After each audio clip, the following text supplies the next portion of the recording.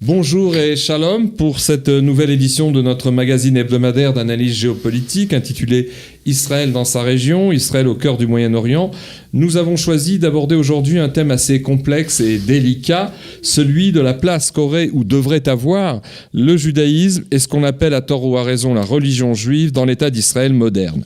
Un sujet en forme de véritable serpent de mer qui se trouve au carrefour de toutes sortes de débats et polémiques très actuels dans notre pays, que ce soit à propos de la nouvelle loi sur la conscription dans Tsahal, ou encore de cet autre projet de loi finalement voté par la Knesset définissant Israël comme l'État-nation du peuple juif, ou bien encore ces accusations réitérées de certains politiciens laïcs très militants comme Avigdor Lieberman, le chef du parti russophone Israël Beitenu, qui incrimine à longueur de journée les formations orthodoxes siégeant dans la coalition de droite de Binyamin Netanyahou de vouloir créer en Israël ce que Lieberman, je cite, appelle un État de la halacha, à savoir un pays qui ne serait régi que par les dispositions et préceptes de la seule loi juive. Alors, 4 références et précisions avant de débattre de ce sujet avec notre invité de cette semaine. D'abord, au plan historique, il faut rappeler à nos auditeurs que le mouvement sioniste, surtout dans le sillage de l'époque de son fondateur, le fameux journaliste viennois Theodor Herzl, fut presque entièrement un mouvement national juif laïque, parfois même assez anti-religieux, qui s'était fixé comme but la création d'un foyer national juif en terre d'Israël. Et ce, non pas pour devenir, comme le dit la Bible hébraïque, une nation de prêtres et une lumière pour toutes les nations, en hébreu Mamlechet Kohanim ve Goy Kadosh, Veor la Goïm, mais plutôt simplement comme un refuge vital et un abri sécurisé face aux assauts meurtriers et aux sanglants pogroms à répétition de l'antisémitisme européen et russe de la fin du 19e siècle puis du début du 20e siècle. Deuxième remarque, cela explique sans doute en partie pourquoi David Ben Gurion, le leader charismatique de la guerre de 47-49, qui fut le premier ministre de l'État d'Israël renaissant de ses cendres en 48, puis aussi le premier ministre des années de nouvelles, des premières années de ce tout jeune État, eh bien, c'est pourquoi Ben Gurion imposa alors de manière empirique et pragmatique ce qu'on a appelé le statu quo, à savoir un ensemble de règles définissant les relations entre le monde juif religieux et le secteur largement majoritaire à l'époque des Israéliens dits laïcs. En fait, il ne s'agissait à ce moment-là que d'un accord purement technique et institutionnel passé avec le monde religieux orthodoxe, une sorte de plateforme minimaliste permettant à l'État et la société du jeune Israël de fonctionner, mais qui ne décida ni ne trancha en rien pour tout ce qui concernait les rapports de cet État à la tradition juive et hébraïque. À noter tout de même que dès 1948, en dépit du fait que la plupart de ses dirigeants politiques furent, sauf peut-être Ben Gurion lui-même d'ailleurs, des juifs convaincus au plan de leur laïcisme, eh bien le calendrier national officiel du jeune État a été d'emblée le calendrier hébraïque, avec le Shabbat et les fêtes religieuses juives comme jours officiels de repos pour toute la nation, et surtout avec l'hébreu comme langue nationale officielle. Troisième précision, plus de 71 ans après sa renaissance en terre d'Israël, grâce et au-delà de son incomparable succès dans bien des domaines, souvent cités comme les sciences, la santé, la recherche, la high-tech, l'agriculture, l'éducation et aussi la démographie, l'État d'Israël, ses institutions, tout comme la société israélienne elle-même, continuent de débattre frénétiquement, presque tous les jours, à la fois dans les médias mais aussi dans tous les forums imaginables, sur le rôle que doit justement tenir le patrimoine religieux, tout comme l'héritage juridique, moral et philosophique d'une tradition juive, déjà presque 6 fois millénaire, et le tout dans un pays pas vraiment comme les autres, c'est le moins qu'on puisse dire. Enfin, dernière remarque, il résulte de tout cela qu'Israël, dont la population a évidemment beaucoup changé, évolué depuis 1948, avec notamment une augmentation presque exponentielle de ses citoyens religieux pratiquants ou traditionnalistes à des degrés divers, eh bien, ce pays n'a jamais été et n'est en rien une théocratie, à savoir un type d'État ayant comme fondement institutionnel et idéologique une loi religieuse d'origine exclusivement divine. En l'occurrence, ce serait ici la Torah de Moshe donnée au Sinaï. Et ce, contrairement à ce que prétendent de manière sporadique mais trop insistante certains médias occidentaux à sensation qui insistent sur la Kulturkampf, la guerre culturelle qui existerait prétendument dans l'État d'Israël d'aujourd'hui entre juifs religieux orthodoxes et juifs laïcs. Alors pour parler aujourd'hui de tout cela avec nous, le Rav Chaim Dinovitch. Bonjour Rav Dinovitch. Je rappelle qu'après avoir enseigné la Torah en France et en Belgique, vous êtes venu vous installer en Israël, 3 décennies avec votre famille à Jérusalem. Vous habitez, vous avez créé un cercle d'études, d'abord en français, et puis à présent en hébreu, dans le quartier de Bakat Alpiot. Je rappelle aussi que vous êtes aujourd'hui surtout connu sur les réseaux sociaux et plus particulièrement sur la toile Internet, où voilà une dizaine d'années, vous avez créé un site de cours et d'analyse intitulé, je donne donc l'adresse, w3fois.ravdinovich.tv, un site qui bat toujours aujourd'hui des records de fréquentation dans le monde juif francophone, avec des élèves en Israël, en France, en Europe et aux 4 coins du monde. Alors, pour entamer notre débat, je me permets, de manière un peu, j'allais dire provocatrice et traditionnellement journalistique, de mettre les pieds dans le plat afin de pouvoir entrer sans fioriture et, comme vous le dites souvent vous-même au début de vos cours et conférences, dans le vif du sujet, en vous posant comme première question directe et quasi provocatrice, à vous qui êtes justement Rav et enseignant de Torah, alors faut-il, c'est ça ma question, qu'Israël devienne un État de la halakha ? Et puis, la question subsidiaire, est-ce que c'est là le vrai débat qui nous intéresse ? Écoutez, vous me connaissez, Richard, j'ai l'habitude de répondre à ce genre de questions. Quelques éternités ne nous suffiraient pas pour commencer simplement l'introduction à la réponse. Mais on n'a pas le choix, donc comme vous, je me jette à l'eau. Je vais répondre d'une manière qui est très claire. J'espère qu'elle va être très claire. Notre Torah a été donnée en 2 dimensions. Ce qu'on appelle la Torah écrite, qui est, excusez-moi l'expression, divine, c'est Dieu qui parle et qui, d'une certaine manière, impose la loi. Mais ce n'est pas la Torah écrite qui est devenue la véritable Torah du peuple juif. Comme on le sait, nous, juifs, c'est la Torah orale. La Torah orale, c'est la manière des maîtres d'Israël de comprendre, d'interpréter et de traduire dans des actes la pensée divine. Maintenant, encore une fois, nous vivons depuis des millénaires essentiellement avec la Torah orale, la Torah des maîtres, beaucoup plus qu'avec la Torah écrite. On la connaît, la Torah écrite, mais ce n'est pas elle qui conditionne notre vie en tant que juifs. C'est les enseignements des maîtres d'Israël. Pourquoi ce que je dis est très important ? Parce qu'une Torah qui passe par des hommes doit, avant toute autre chose, permettre à l'homme d'être un modèle de ce qu'il enseigne et de ce qu'il voudrait que l'on fasse. Et là est tout le problème. Je vais vous donner un exemple très très simple. Ça m'arrive des centaines de fois, puisque c'est plus mon public qu'un public déjà convaincu. Mon public est un public de juifs éloignés. Et très souvent, j'ai l'occasion de dire, en vérité, sachez que, bon, à part que quelques exceptions qu'on compte sur les 2 doigts de la main, les Juifs ne sont pas contre la Torah.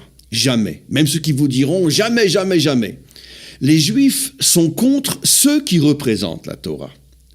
C'est-à-dire que lorsque nous n'avons plus de modèle d'hommes qui parlent au nom de la Torah, mais qui peuvent être eux-mêmes des exemples dans leur vie de couple, familiale, sociale, dans tous les aspects de la vie tels que le peuple, dans son sens large, a besoin de voir.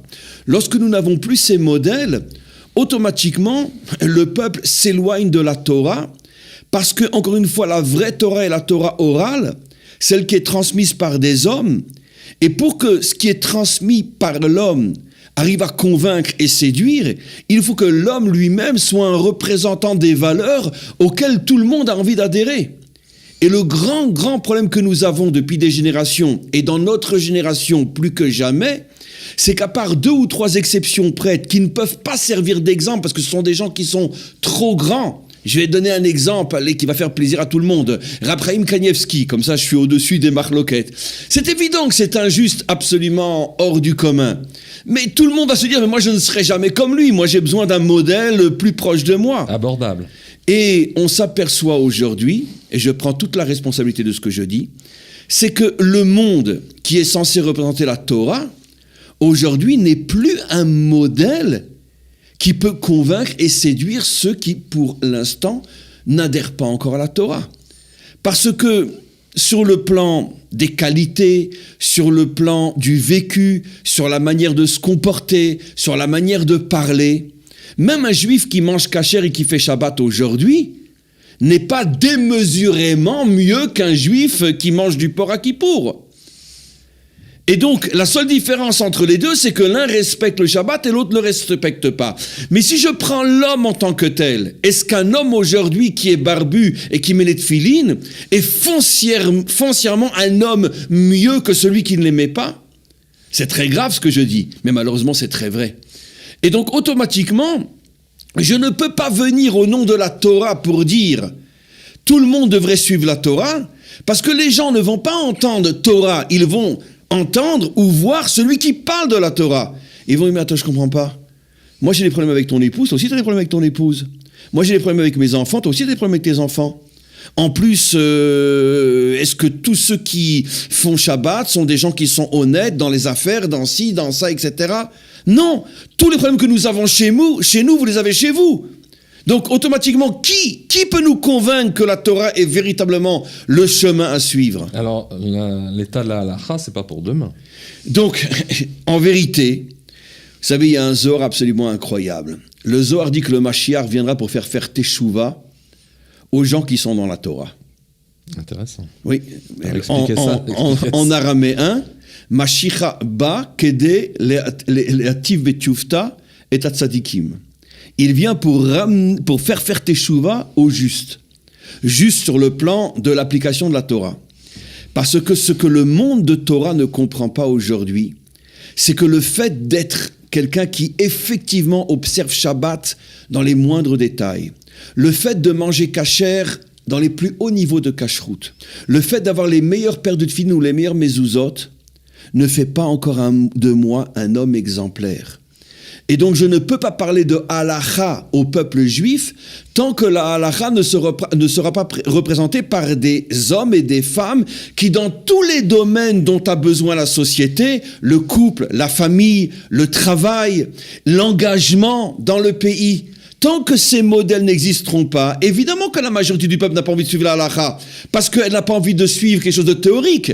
Elle veut suivre quelque chose qui est concret. Et le concret, c'est-à-dire ceux qui représentent la Torah, n'ont rien aujourd'hui qui puisse attirer ceux qui ne sont pas dans la Torah, dans aucun domaine. Alors vous êtes d'accord avec, c'est non pas une question mais une remarque qui nous permettra peut-être d'avancer, vous êtes d'accord avec l'affirmation qui dirait que compte tenu des nombreux désaccords actuels et surtout des disparités de niveau spirituel et religieux existant toujours entre les divers Israéliens, que ce soit les laïcs avec leurs nuances ou les religieux avec toutes leurs nuances, vous êtes d'accord donc avec le fait qu'une telle transformation qui imposerait par le haut disons une espèce de pseudo-théocratie juive serait vraiment dangereuse et prématurée et qu'elle pourrait même faire imploser le pays?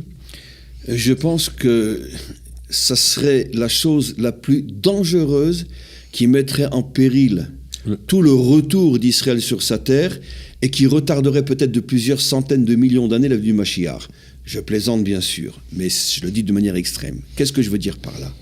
Le grand problème du monde, on pourrait dire thoraïque aujourd'hui, et j'inclus même le monde qu'on appelle Dati Leumi. Les sionistes religieux. Les sionistes religieux. C'est qu'ils se servent du pouvoir politique pour imposer à la nation quelque chose qui devrait être la recherche du cœur et la recherche de l'âme. On impose, on se sert du fait qu'on est au Parlement, on est à la Knesset, on est un parti qui est du côté du gouvernement. Et qui marchande ça. Et qui marchande, finalement. On vote cette loi si vous acceptez d'aller dans notre sens pour telle ou telle autre loi religieuse. Et pour des financements. Voilà, et financement, etc. Alors, je ne veux pas rentrer dans une polémique parce que c'est pas du tout le but, mais d'une certaine manière, dans le monde Dati Leumi, il y a aussi le même problème, pas sur l'accomplissement de la loi Shabbat, Kashrut, etc., les autobus Shabbat, etc., mais par exemple dans le problème, je vais peut-être vous étonner, Richard, mais je suis sûr que vous allez me comprendre, dans le problème par exemple de ce qu'on appelle les territoires ou la Judée-Samarie.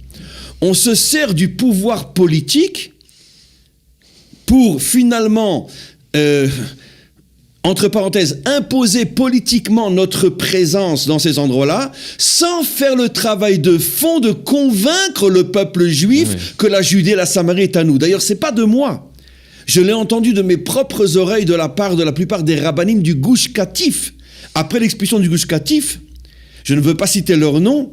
C'était l'été 2005. Voilà. Mais l'un des raves très importants de Neve Dekalim, par exemple, que j'ai entendu de mes propres oreilles, a dit « L'erreur fondamentale que nous avons faite, c'est que nous avons utilisé notre force politique pour nous installer partout où nous voulions nous installer, mais nous n'avons jamais fait le travail de fond de convaincre notre nation que là où nous sommes, c'est là où nous devons être. Nous n'avons utilisé que l'arme politique. » C'est un agenda politique. Voilà. Ce qui veut dire que finalement, le monde sionistes religieux ou le monde ultra-orthodoxe commettent jusqu'à aujourd'hui la même erreur fondamentale, c'est qu'ils font avancer leurs idéaux religieux, les uns la conquête du pays, les autres l'observance de la loi, en utilisant leur pouvoir politique. Et ça, c'est un crime moral qu'il sera très difficile à pardonner parce qu'il crée des dégâts inimaginables dans notre pays. Et des retards dans l'évolution des retards dans l'évolution. Alors la question qui se pose... Juste une petite nuance, Richard.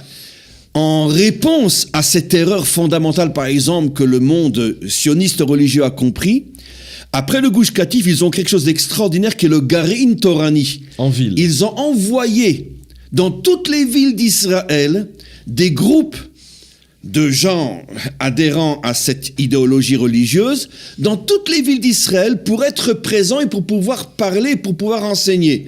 Un petit peu comme les Lubavitch font d'envoyer des shlichim, ils ont copié le même modèle. Et ça, c'est quelque chose d'énorme au niveau de la prise de conscience. C'est une révolution dans le monde. C'est une révolution parce qu'ils ont, eux au moins, ils ont accompli, ils ont agi pour réparer leur erreur. Dans le monde orthodoxe, bien qu'il y a énormément de rabbinim qui enseignent, mais on trouve pratiquement pas, on pourrait dire, des familles entières d'orthodoxes qui s'installeraient à Tel Aviv ou à Ramat Gan ou à Cholon, etc., pour aller justement montrer et faire briller cette lumière qui est la leur au sein même de ce monde qu'ils voudraient convaincre. C'est toujours, bon, on pourrait dire, on envoie un rav donner un cours à Tel Aviv, mais le soir, je reviens à Bnei Brak. Surtout, je me mélange pas avec les autres. Ça, les Datim, les Oumim l'ont compris. Il faut s'installer au milieu des autres. Il faut agir par l'enseignement et pas par la force politique. Alors pour en venir à notre fil conducteur, faut-il ou non, peut-être pas aujourd'hui, mais doit-on construire une voie qui mènerait vers un état de la halakha? Alors qui a tort ou a raison? Entre d'une part ces partisans donc d'un état de la halakha, peut-être pas pour aujourd'hui mais pour dans pas longtemps, ce qui reviendrait, je répète, à instaurer de facto une sorte de théocratie juive en Israël, surtout comme vous le dites, compte tenu de ce que sont aujourd'hui les partis orthodoxes israéliens et leurs dirigeants. Ou alors, est-ce que ceux qui s'opposent fermement à ce genre de transformation, qui serait imposée par le haut, eh bien, ce sont peut-être eux qui ont raison? Dans l'état actuel des choses, ceux qui s'y opposent ont raison. Mais je rajoute deux choses. Ceux qui s'y opposent ont raison, mais la raison pour laquelle ils s'y opposent n'est pas une raison fondée sur l'idéal ou sur la peur de devenir un nouvel État turc ou iranien. C'est simplement un agenda politique, comme celui que vous avez cité, etc. Il utilise ça parce que c'est son échelle pour essayer de... Alors que, parenthèse soit faite, quand il était au gouvernement et qu'il siégeait à la Knesset, ses meilleurs amis étaient des religieux auxquels il offrait même des cadeaux d'anniversaire, etc. Et je peux vous dire, je ne le connais pas personnellement, mais j'ai des gens très proches de moi qui le connaissent personnellement, qu'à titre privé, cet homme n'est absolument pas anti-religieux. C'est simplement un agenda politique pour pouvoir avoir des voix, etc. Attirer le vote russe laïque. Voilà, exactement, parce qu'il sait très bien que les Russes laïcs, dans la grande majorité, sont anti-religieux, donc c'est uniquement un agenda politique. Mais lui-même, au contraire, est un homme très respectueux de la Torah. Et ça, je l'ai entendu des gens qui vivent à côté de lui à Nogdim, donc qui sont des élèves à moi. Donc c'est simplement un agenda politique. C'est une instrumentalisation, lui aussi, de son agenda. Exactement, comme le parti X ou Y, je ne citerai pas de nom aujourd'hui, se bat pour que les bus ne fonctionnent pas le Shabbat parce qu'ils ont besoin des voix pour rester à la Knesset. Mais finalement, tout le monde se fiche de tout. Mais malgré tout, je pense encore une fois que la plus grande erreur, c'est d'utiliser l'arme politique pour imposer la Torah du maître du monde sur un peuple, ce que font nos voisins. Et ça, c'est quelque chose de très, très, nos très, voisins très grave. avec le Coran, enfin. Voilà, Ouais. c'est très, très, très, très grave. Parce que c'est du fanatisme. C'est du fanatisme et c'est tout simplement un abus de pouvoir. On se rapproche du maître du monde par idéal, par conviction, par amour, par conscience. Transformation profonde. Par transformation personnelle. profonde. C'est pour ça que le Zohar ne se trompe pas quand il dit que les premiers qui doivent d'abord commencer à travailler sur eux-mêmes, c'est ceux qui sont censés représenter la Torah. Et dans leur grande majorité, il n'y a strictement aucune différence sur le plan humain, je dis bien, entre un laïc de Tel Aviv et un religieux de Bnei Brak. Sur le plan humain, je ne parle pas sur la pratique. Sur le plan humain, il n'y a aucune... Il y a des gens... Moi, j'enseigne à Tel Aviv, il y a des gens extraordinaires et pourtant qui mangent n'importe quoi. Et il y a des gens mauvais chez eux. Et à Bnei Brak aussi, il y a des gens extraordinaires et il y a des gens mauvais aussi. Ça veut dire que si on fait le pour et le contre, c'est absolument impensable d'imaginer qu'on va trouver plus de gens bien ou plus de gens pas bien d'un côté ou de l'autre. Parce que la grande erreur du monde religieux aujourd'hui, et ça on en parlera peut-être tout à l'heure, c'est qu'il a réduit la Torah à une affaire de culte. Mais il n'y a plus de travail sur l'homme, il n'y a plus de transformation de l'homme. La deuxième erreur, c'est que le monde religieux, à part le monde sioniste dati, mais le monde religieux ne s'implique pas encore suffisamment dans la vie de la nation. Vous pensez à l'armée, aux problèmes sociaux. Bien qu'il y a beaucoup de nuances à apporter, mais quoi qu'il en soit, je veux dire, on trouve, à part, il y a des exceptions bien sûr, et on les connaît, mais la grande majorité des hommes d'affaires, la grande majorité des gens qui sont dans la technologie, dans la science, dans la médecine, ne sont pas des gens qui sont attachés à la Torah. Donc automatiquement, ils ne peuvent pas expliquer au peuple comment on peut être un chirurgien et être un homme de Torah, comment on peut être un homme de science et être un homme de Torah, comment on peut être un officier et être un homme de Torah, parce qu'ils ne sont pas là-bas. Donc automatiquement, ils ne parlent que de culte, et le culte ne peut pas prendre en charge toute la nation. Alors comment vous expliquez que des gens aussi fins, aussi, je dirais, élevés au plan, enfin théoriquement au plan spirituel, n'ont pas compris ou alors ont rejeté cette définition pourtant bien connue de la halakha, au sens même étymologique de la langue hébraïque, qui consiste en un savant dosage destiné, selon la racine même du mot la lechet, halakha, ça veut dire faire avancer le peuple d'Israël. Non seulement comme ça, mais tel qu'il est à tel moment, dans une époque donnée, pour qu'il emprunte de manière sans doute progressive, mature, assumée, en profondeur, et certainement pas plaquée, le chemin, évidemment, salutaire de la sagesse et de la connaissance juive millénaire. Pourquoi n'ont-ils pas cette définition-là de la halakha et se limite-t-il à une définition instrumentaliste, certains diraient orthopractique, c'est-à-dire technique? Écoutez, encore une fois, je tiens à préciser que la réponse que je vais donner est très très provocatrice et elle n'est que l'ombre de tout ce que l'on pourrait dire. Donc ne pas prendre ce que je vais dire comme au pied de la lettre. Qu'au pied de la lettre. Mais dans le cas d'une émission comme la nôtre, je pense que malgré tout, dire des choses un petit peu fortes et déstabilisantes, c'est quelque chose qui est important. On n'est pas ici dans une conférence ou dans un cours de Torah. Je vais vous répondre à votre question comme dans le film Rabbi Jacob. On pose une question, on répond par une question. Et, à part des exceptions, il y en a. Par exemple, comme le Rav de la communauté de New Jersey qui a fondé la ville de Ephrat. Mais on les compte sur les 3 doigts de la main. Vous imaginez Le Rav Diskin? Oui, bien sûr. Vous imaginez un Rav bien installé aujourd'hui à New York ou dans le 16e ou à Neuilly, peu importe, dire à toute sa communauté, allez, ça, on s'en va, on ferme tout, on monte en Israël. C'est impossible à trouver. Pourquoi ? Parce que le premier qui met en danger toute sa vie professionnelle, c'est lui-même. Donc il est installé, il a besoin de sa communauté, il a besoin de ses structures, donc il sera le dernier à parler de l'Alia en Israël, c'est clair. Et aujourd'hui, malheureusement, on le sait, des gens comme vous et moi et d'autres, on ne peut pas rentrer dans les communautés françaises officielles aujourd'hui. La porte nous est fermée, ils ont trop peur de nous. Eh bien, je dirais...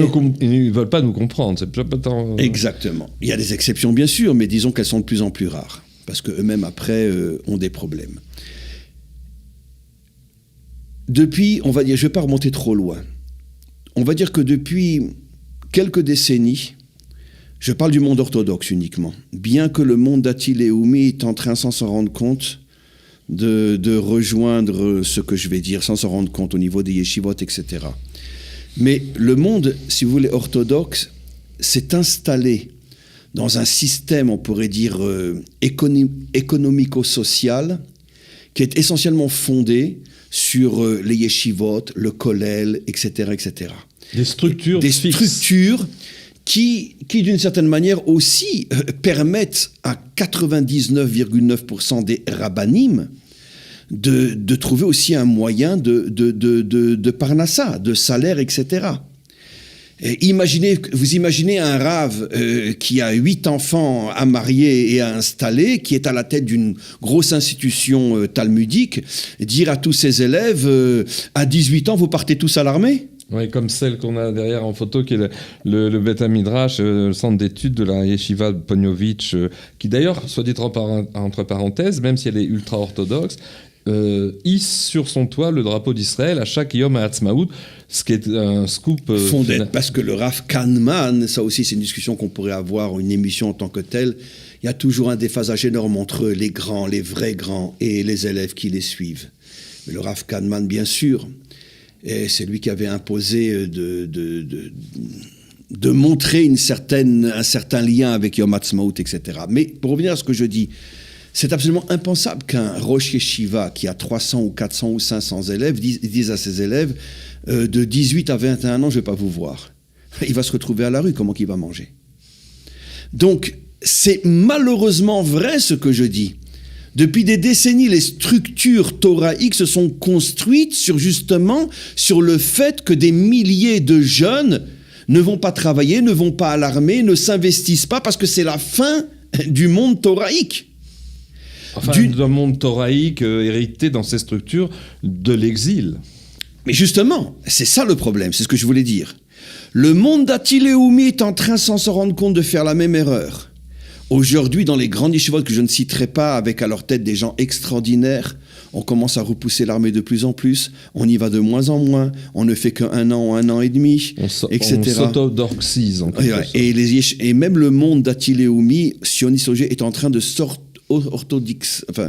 de devenir orthodoxe. Orthodoxe dans le sens que, qui mieux que moi le sait, parce que j'enseigne à l'armée, et je discute avec eux, et je vois des gens qui sortent du monde sioniste religieux et qui ne font que des fois 8 ou 9 ou 1 an et quelques mois d'armée. Je leur dis, mais comment c'est possible ? Il dit, mais parce que j'ai 21 ans, j'ai 22 ans. Je lui dis, d'accord, et pourquoi t'es pas venu à l'armée à 18 ans ? Parce que maintenant, on a la possibilité de repousser. Il y en a de plus en plus.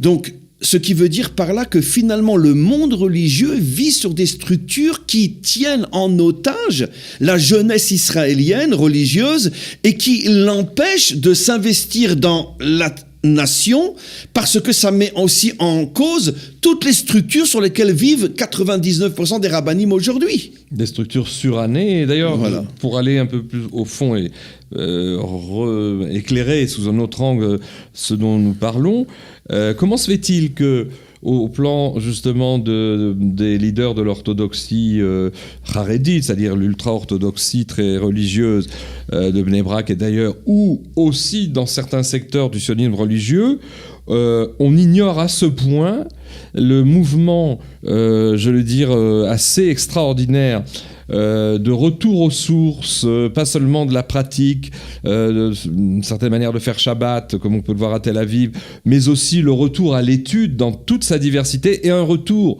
une sorte de teshuva, comme on dit en hébreu, qui n'est pas du tout dans des termes conventionnels, c'est-à-dire pas du tout comme on revient à la religion, entre guillemets, à Paris ou à New York, mais comme on le fait en Israël, c'est-à-dire par un intérêt d'étude, par une convivialité. Aujourd'hui, comment se fait-il que ces forteresses religieuses orthodoxes ou même religieuses sionistes n'ont pas compris ce phénomène. D'ailleurs, ce phénomène, je précise, on pourra donner quelques exemples tout à l'heure, il a été mesuré depuis 2 décennies par des enquêtes sociologiques extrêmement précises qui ont montré que, contrairement à ce que disent les grands médias israéliens, évidemment les médias internationaux, la photo, comme on dit en hébreu, c'est-à-dire le rapport des Israéliens au judaïsme est beaucoup plus engagé Bien et sûr. beaucoup plus fervent qu'on ne le croit, en voulant montrer de manière sensationnelle à la une de certains journaux telle synagogue attaquée par des laïcs ou des jets de pierre contre des laïcs par des groupes minoritaires le Shabbat.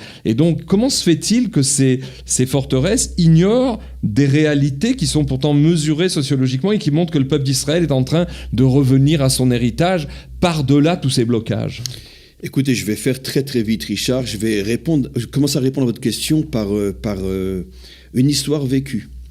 Comme vous le savez, j'enseigne à l'armée, mais la loi israélienne n'autorise à donner des cours à l'armée qu'à des soldats qui sont pratiquants. Ce qui veut dire que c'est encore, heureusement ou malheureusement, peu importe la minorité aujourd'hui, bien qu'il y en a de plus en plus. Mais combien de fois ça m'est arrivé que j'arrive, etc., et que je tombe sur des soldats, entre parenthèses, j'aime pas le mot, ça me rend fou, mais laïcs, et qu'ils viennent vers moi, mais vraiment avec un cœur qui pleure.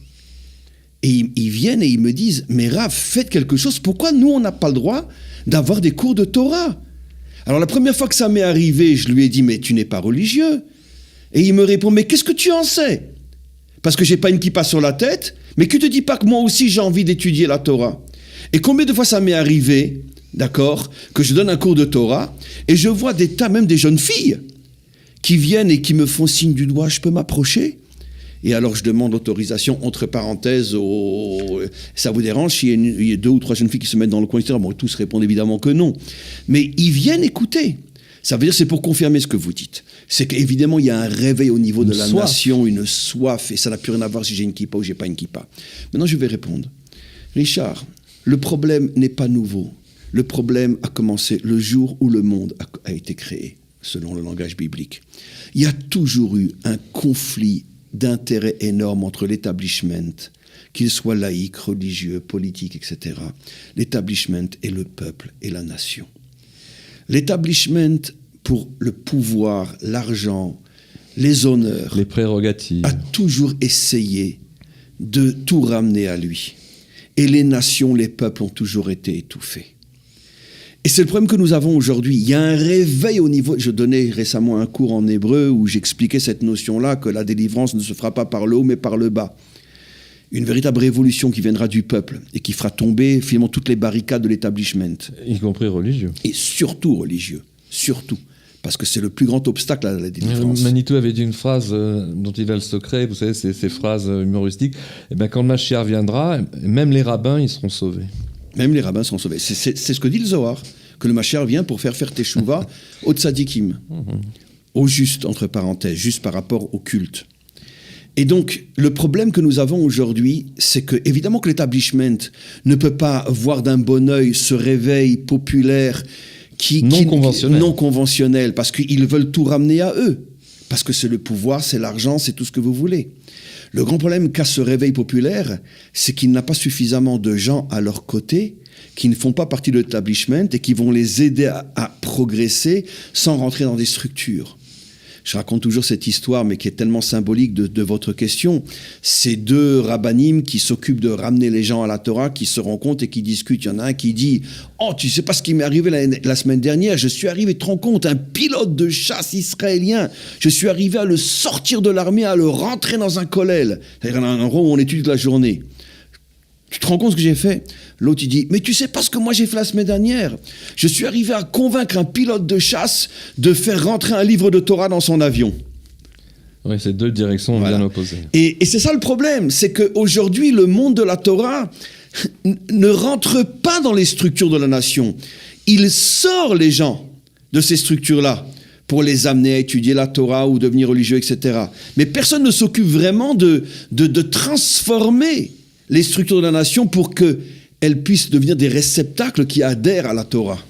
Mais justement, pour étayer un petit peu ce que vous dites, parce que ce ne sont pas que des généralités, j'ai sous les yeux le dernier rapport, enfin la dernière enquête qui a été établie par à la fois l'Institut de la démocratie israélienne, qui est fort peu suspect de sympathie pour le monde religieux, puisqu'il dépend de l'université de Tel Aviv, mais aussi il a travaillé pendant 21 ans, sur 3 enquêtes publiées depuis 1991, tous les 7-8 ans, sur un échantillon très large de 2500 Israéliens pour mesurer leur rapport au judaïsme. Et il a travaillé aussi avec l'Institut Guttmann de Jérusalem, qui est lui spécialisé dans ces questions.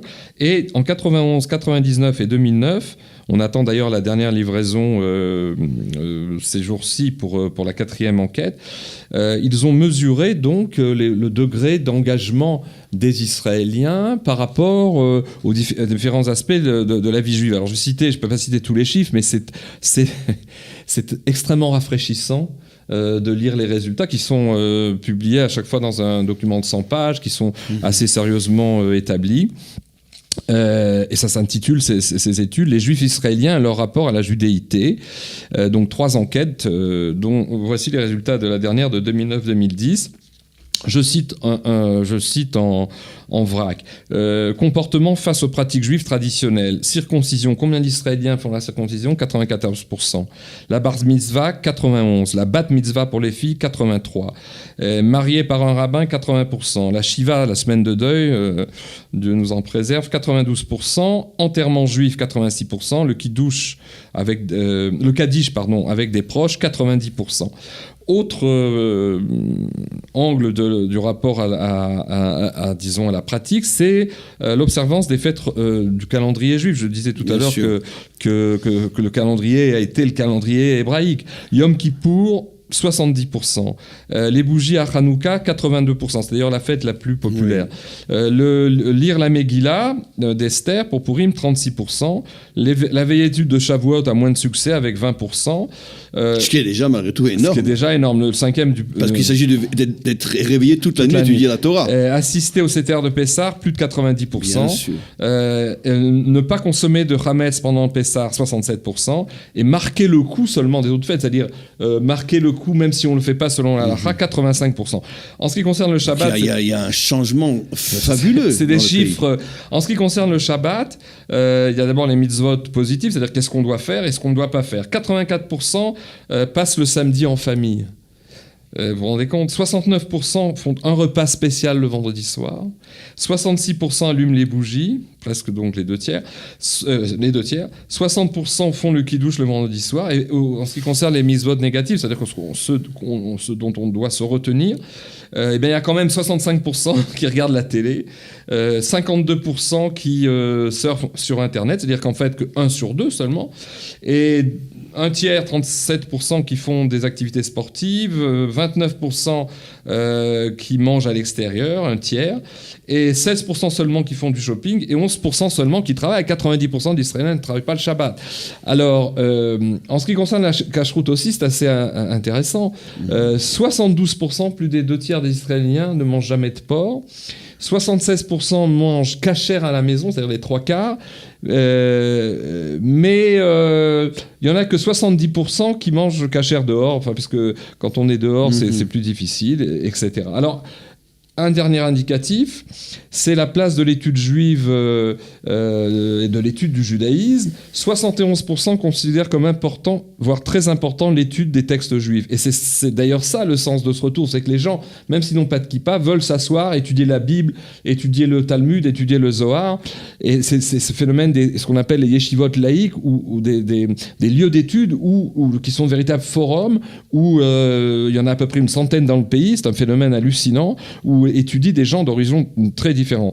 Il y a seulement 16% qui étudient effectivement de manière continue, 17% qui sont intéressés par les expressions musicales du judaïsme, 14% par l'aspect spiritualité New Age, un peu, je dirais, mystique, 13% qui fréquentent les sites internet juifs, et puis 13% qui consultent un rav, et un autre chiffre intéressant, 24% qui qui se rendent sur les tombeaux des tzadikim comme à Méron, donc un quart.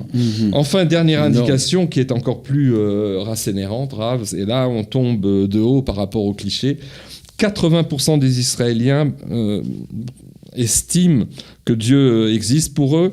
80% considèrent, et ça c'est beaucoup plus subtil, que les bons comportements, la conduite juste et la conduite de Rahmanou, de générosité, en fait, a des implications sur la marche du monde.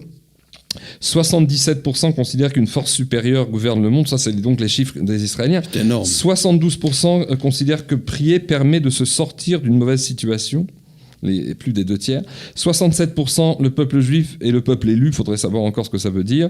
Et 65% considèrent que la Torah et les commandements sont d'ordre divin, c'est ce qu'on disait tout à l'heure, c'est-à-dire une loi hétéronome qui n'est pas une loi comme la critique biblique l'a prétendu, donnée par les hommes, écrite par les hommes ou Spinoza. Bien sûr. Et enfin, 56% croient dans un monde futur qui serait non pas après la vie, mais qui serait une autre manière de concevoir l'existence, un monde meilleur, de paix, d'unité. Et 51% croient en l'avenue du Mashiach. Qui est un chiffre énorme. Alors, ce qui est intéressant aussi, si vous voulez, c'est que...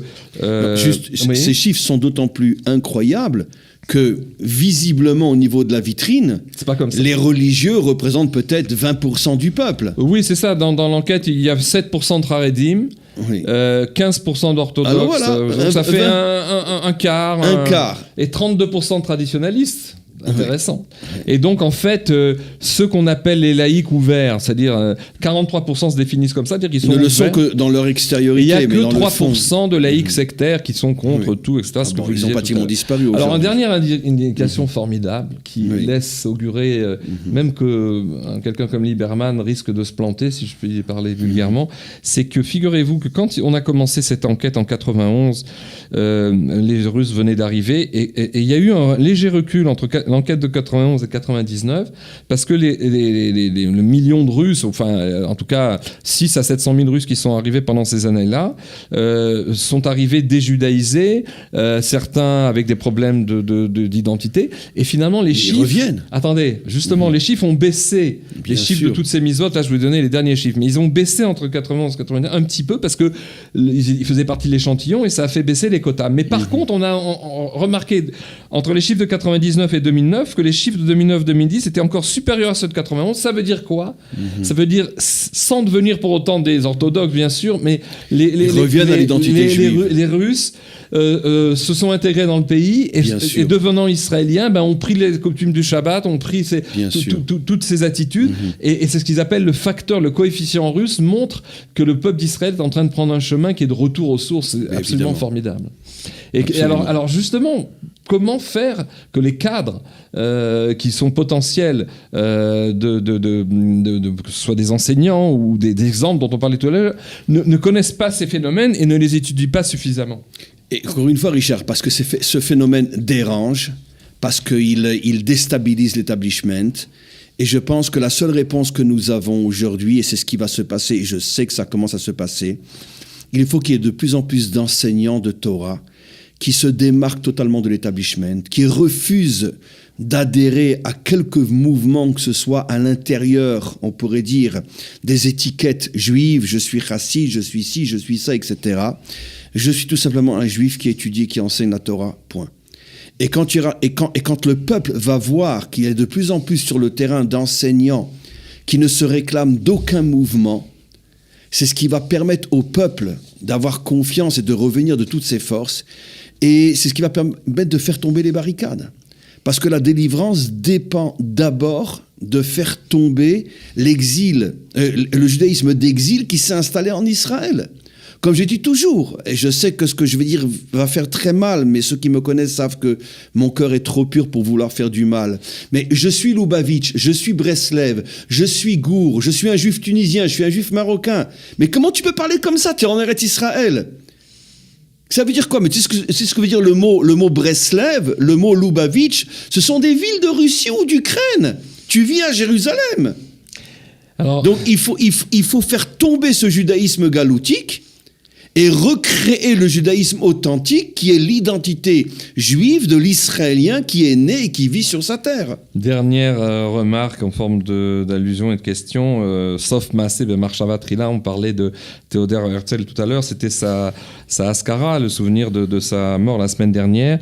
Et on a reparlé de cette phrase extraordinaire qui a été publiée dans son journal et que très peu de gens connaissent, que ce soit ce personnage extraordinaire qui était donc un juif viennois a priori assimilé, mais qui avait compris tellement de choses et qui a été décrié ensuite à la fois par l'orthodoxie religieuse israélienne comme de diaspora, parce qu'on l'a traité de juif assimilé dont les enfants se sont convertis au christianisme, et aussi par l'extrême gauche qui l'a complètement minimalisé. Or, Theodor Herzl avait dit dans son journal cette phrase que je cite: « Le retour à Sion sera le retour à la judéité ».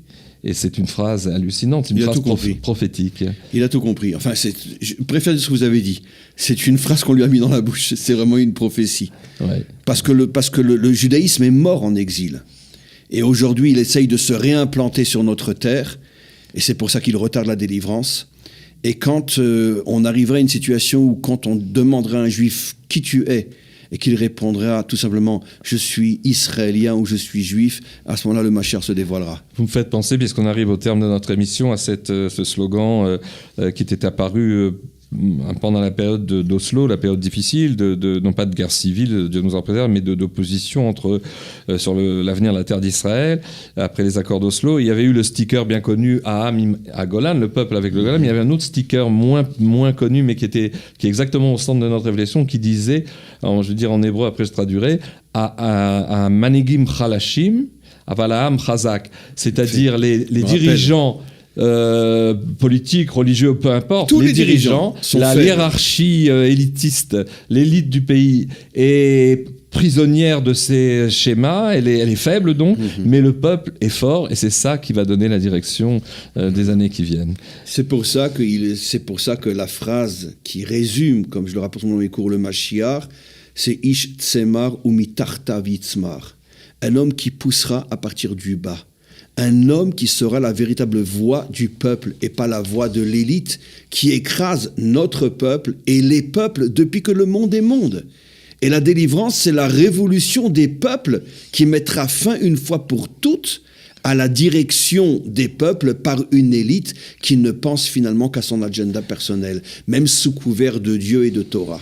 Rav Dinovitch, merci d'être venu et d'avoir ouvert même brièvement ces analyses. On vous remercie de votre écoute et à la semaine prochaine. À la semaine prochaine.